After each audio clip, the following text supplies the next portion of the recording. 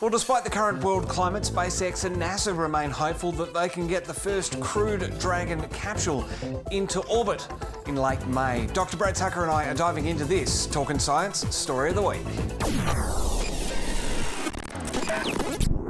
Across Apple Podcasts, Spotify, Google Podcasts and YouTube, this is Talking Science with Dr. Brad Tucker and Matt Miller.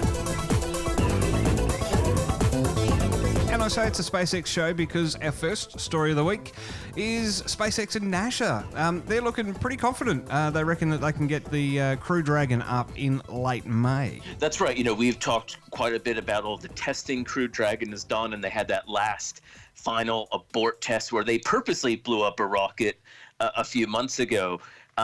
And now it seems to be everything is head, and despite, you know, whatever's going on in the world, they want to hit this May launch window of the two astronauts who have been training for a long time. And, you know, it would be a big signal of the reemergence of the U.S. of their launch capabilities for astronauts in particular, but also just how far SpaceX has come along. And the craft is Demo 2.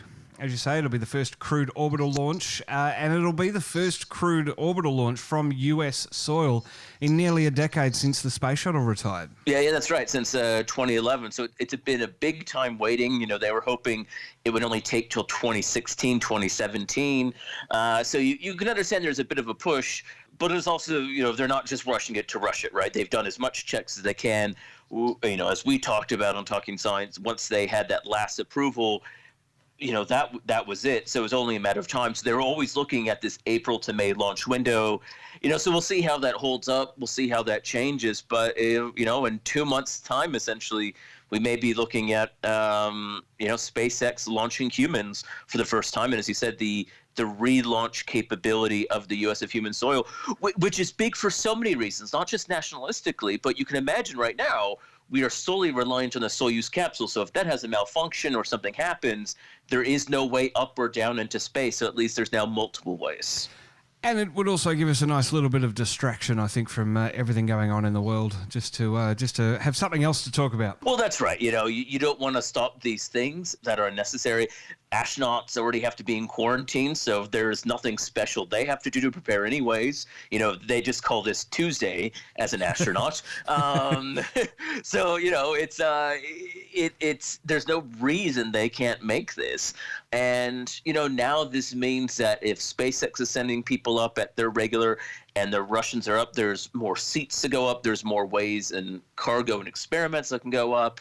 And, you know, it keeps that situation more fluid and more usable. And so, you know, a really exciting development, and, you know, wishing and you know, fingers crossed for both SpaceX and NASA here.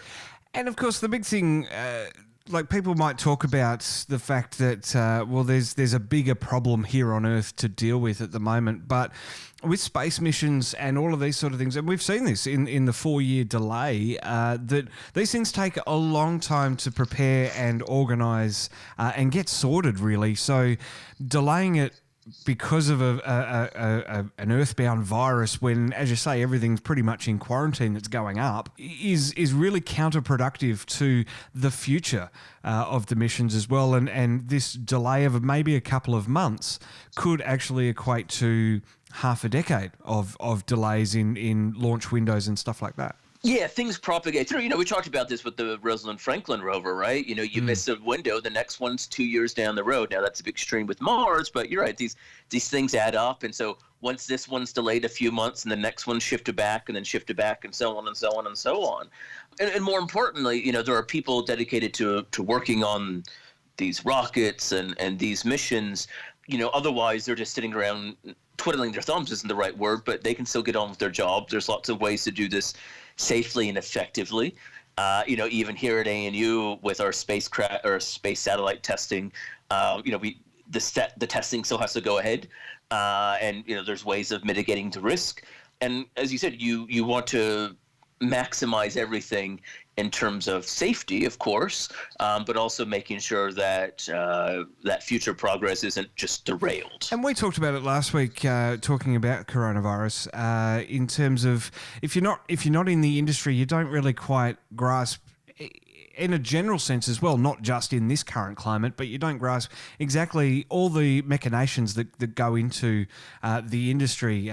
Aviation obviously is a bit more public, but that's the sort of thing that there's flights and there's tasks to be completed and there's still jobs to be had. I mean, NASA is still running. There's missions active right now out in the solar system that people have to be across, and just because everything's locking down doesn't mean everything is locked down.